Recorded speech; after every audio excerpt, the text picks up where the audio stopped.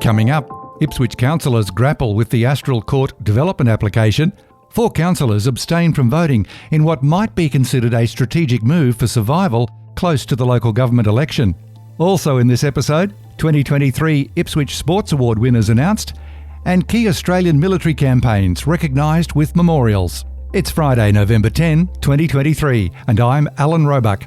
Welcome to Ipswich Today, which acknowledges the traditional custodians of the land on which it is produced and pays respects to elders past, present and emerging. This podcast is supported by Kinetics, people-powered web hosting trusted by Australian businesses since 1999. It's been a big week at Ipswich City Council committee meetings as councillors faced a major decision on the proposed 140-unit development at Astral Court. On Thursday, November 9, a marathon meeting of the Growth, Infrastructure and Waste Committee was held, and that committee's delegated to make a decision. Councillors discussed the proposal for more than 1 hour, followed by another hour behind closed doors, then a further long discussion. Councillors discussed the environment, flooding, traffic and crime. Before the decision, Council Planning Chief Brett Davey told the Chamber the likely scenario if councillors went against officers' recommendations to approve the development. So the pathway forward, if that's the outcome, the council will be required to provide justification for that decision. I believe the requirements of legislation are for that a rationale to be provided to the planning minister for going against the officer's recommendation, and that's one path. The other path that would run parallel is the applicant, as Mr. Bowles has suggested, would consider their grounds for an appeal. In terms of the process in the Planning Environment Court, that would consider the officer's recommendation. It would consider the entire application anew, knowing the application, knowing the planning scheme and the site, the grounds with which to defend a refusal in the courts are very, very, well, I don't think they exist, to be frank and honest with you, and to sort of familiarise yourselves with the court process. In those cases, the court appoints experts to operate for the developer, the council and any other parties that join the appeal, essentially, and each party pays their costs in that process, and the experts are the ones that sit through and go to great length of assessing all of the material in the application. So you'd have planners, you'd have traffic consultants, you'd have engineers. If those consultants all get together and agree on an outcome, then that proceeds essentially to a trial which potentially runs with that outcome. If they don't agree, the trial would focus on that outcome. And, you know, again, based on my knowledge and understanding of this and the fact that we got the independent decision review panel to review it as well, I very much doubt that a court process would result in anything other than an approval. After one closed session, the meeting returned to live streaming with a statement from Mayor Teresa Harding. Here's part of what the Mayor said. And as the mover, I'd like to say that, to start off with, that I have come to this matter with an open mind. I have read this, followed this. I have spoken with many residents. I've responded to, I think, every email I've received from residents, messages, phone calls. I attended the independent decision review panel, and my commitment is to try to do the right thing by the people of Flinders View as well as Ipswich, and discharge my duties properly in accordance with the law. And I do note it's not unusual when unit and townhouse developments come to council for assessment that neighbouring residents are in strong opposition. Most people are supportive of new development, particularly housing, and this current housing crisis, as long as it's not in their backyard. And as a result, under the Queensland planning system, councils cannot simply reject an application based on the negative feedback from the community. Every property owner has the right to submit a development application, and council's role is to assess these applications against the planning scheme. As you can see from the officer's recommendations, this development is considered to be appropriate for this area under the Ipswich planning scheme. We also unfortunately find ourselves in the midst of a housing crisis where hardworking people in Ipswich simply cannot afford somewhere to live. Sadly, every day we see people living in tents and cars across our city. Residents have raised a range of concerns with me, but I can tell you now every single day I get emails, messages, I talk to people every single day. I have residents asking me, what are we doing about the housing crisis? What are we doing about homelessness? The residents in Flinders have raised a range of concerns for flooding, environmental issues, density, congestion and increased crime.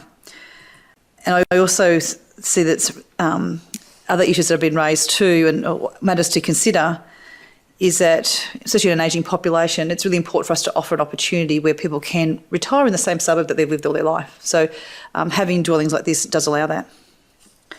Council has worked hard to clarify and to respond or condition these concerns appropriately as part of the assessment process. And I thank all 122 people who made a properly made submission, because I see, from what I can see, it really did focus council officers and having that in doing those conditions. And it certainly was how the independent decision review panel also viewed things as well. For council to be able to refuse this development, it would need to be able to raise genuine and outstanding planning concerns with this application. We cannot do this on a groundless basis. There needs to be a basis for that. In the same meeting, Councillor Andrew Fechner spoke in support of approving the application. Here's part of what he said. I also speak in support of the recommendation in front of us today, and thank council officers for their diligence in preparing this information for us. I know that they have worked to communicate with our residents, sometimes late in the evening and early in the mornings, to try and allay the concerns that were raised by the residents. It's always important that our residents have an opportunity to be heard, and I think that through the IDRP, that was a really a great process where our residents were able to address an audience of their peers, but also a professional independent panel to raise their concerns. So we went to those lengths to really understand, you know, the core problems that our residents had, and I believe that the report in front of us goes, you know, into significant detail about how some of these issues raised ended up improving the conditions, as in adding more conditions on the developer, as recommended by our officers today. But also in some ways in understanding the bigger ideas around traffic movements. I mean, that was a significant point of discussion this morning that we had, but when we're relying on the advice of professional traffic engineers being supported by both our council officers and the independent review panel, you know, we trust that that information is legitimate and has a certain rigour around it, in that it has essentially been peer-reviewed twice. We spoke about the complex, I guess, environmental regulations around this application, and noted that council doesn't really have a role to play, and that is the case, and we see this across developments within the LGA, where the referral agency is sometimes the state, sometimes the Department of Environment and Science has to come in, and sometimes it's the federal government through the EPBC Act. There were additional comments from Councillors Jacob Madsen and Sheila Ireland. Before the vote, Councillor Paul Tully proposed an amendment to reduce the number of units from 140 to 120 in this exchange of views with Mayor Harding. I propose the following amendment to the motion, and I'll read it out. A. It's in two parts, A and B, that the following words be added at the end of the recommendation, subject to the reduction in the number of approved units to 120. B, in accordance with section 254H of the Local Government Regulation 2012, the reasons for this decision are based on having regard to the general incompatibility of the development with surrounding area uses, the unacceptable substantial removal of vegetation, the major negative effect on flora and fauna, including koalas, unacceptable traffic congestion, including the development of the site with only one road in and out, and the bushfire risk of the area. So as the mover, I don't agree with that, but happy for you to move that as a foreshadowed motion. Oh no, I'm moving it as an amendment. It's not a foreshadowed motion. Oh, okay. It's an amendment to add words to the motion. Okay. So do you have someone to second that amendment? I'll second that, Mayor. Thank you, Councillor Johnick. So we're moving to see if the amendment could be included in there. Any discussion on that? Yes, Councillor? I won't reiterate the exact words I used, but sometimes a a compromise of sorts. Even if it's not exactly what a developer may have wanted and not exactly what residents who are submitted may have wanted, but it can go a long way to giving a clearer indication that we do consider and to partly accept the arguments that have been put forward. It's always possible with a refusal or an approval that the matter will end up in the Planning and Environment Court. I'm not opposed to the general motion there, and I've indicated that already, but I do think that this amendment, with the reasons stated to comply with the legislation, would go a long way, not for all submitters, but a long way for many submitters who understand and appreciate the complexities and the difficulties involved in assessing applications like this, that we at least listened partly to what they were saying. Thank you, Councillor Tully. I guess it's speaking against the amendment. In my many discussions with residents, their views were, I shouldn't speak to the status, but I guess for the, they just don't want it done. There wasn't a matter of having a reduction, they just don't want the development full stop happen, so I won't be supporting it. Is there any other discussion? I'll hand over to you, Councillor Tully, to do a respond and a reply. I appreciate that, and a lot of people sometimes don't understand the intricacies of planning legislation and the procedure in the Planning and Environment Court. But even if people don't want the development at all, and that could be the NIMBY syndrome, at least we could indicate to some extent that just a softening of the 140 units down to 120 might be an appropriate way. And if that were to be carried, it might be within the consideration of the applicant of whether or not they would accept that, and then we can all move forward. Thank you. So what we're looking is to change so it's not the matter itself, but it's to make this the amendment for us to consider. So those in favour of this now becoming the motion for us to consider, please raise your hand. So Councillor Madsen, Councillor Doyle, Councillor Tully. Those against, so myself, Councillor Kunzburn, Councillor Milligan and Councillor Fechner. How do you vote, Councillor Johnick? I vote in favour. Favour, okay. So the amendment before us now, I'll let... I abstain. Oh, sorry, and Councillor... Okay, and Councillor has abstained. So that is a negative. So the amendment didn't get up. When the vote was finally taken, the application was approved with support from Mayor Harding and Councillors Kunzelman, Milligan, Fechner and Doyle, with Councillors Madsen, Ireland, Johnick and Tully abstaining.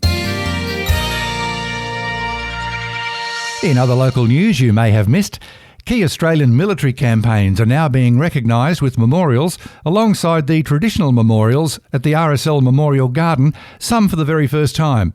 Ipswich Mayor Teresa Harding said 9 landmark war memorials have been installed so veterans and the community could commemorate the various military actions appropriately. The plaques include the Afghanistan War, Boer War, Borneo Confrontation, Iraq War, Korea, Malaya Emergency, peacekeeping operations, the Vietnam War and First Nations people. Ipswich City Council supported Ipswich RSL sub-branch in their application for funding, design of memorials and construction in consultation with the Ipswich RSL sub-branch. The project was fully funded by the federal government's Saluting Their Service commemorative grant program.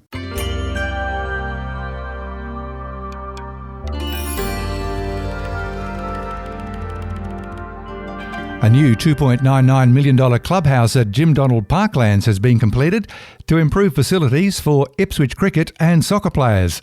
The fields surrounding the new clubhouse are home to Brothers Ipswich Cricket Club and the Raceview Soccer Club. The total cost of the project was just under $3 million, with $2.09 million from Ipswich City Council and $900,000 from the Queensland Government.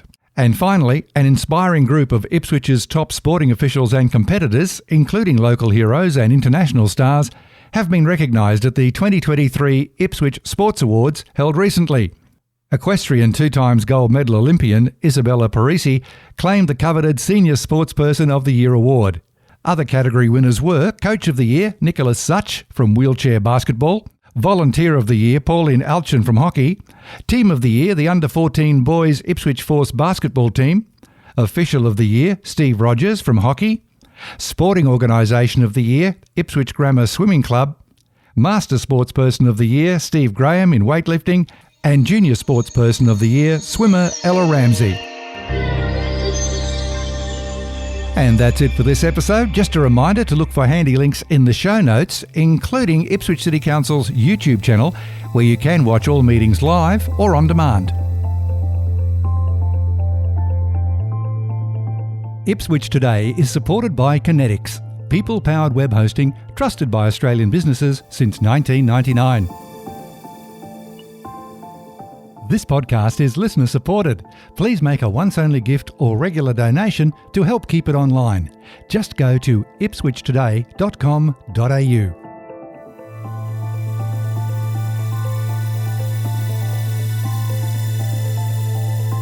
Follow and stream this podcast from your favourite app, including iHeartRadio, or play Ipswich Today on smart speakers.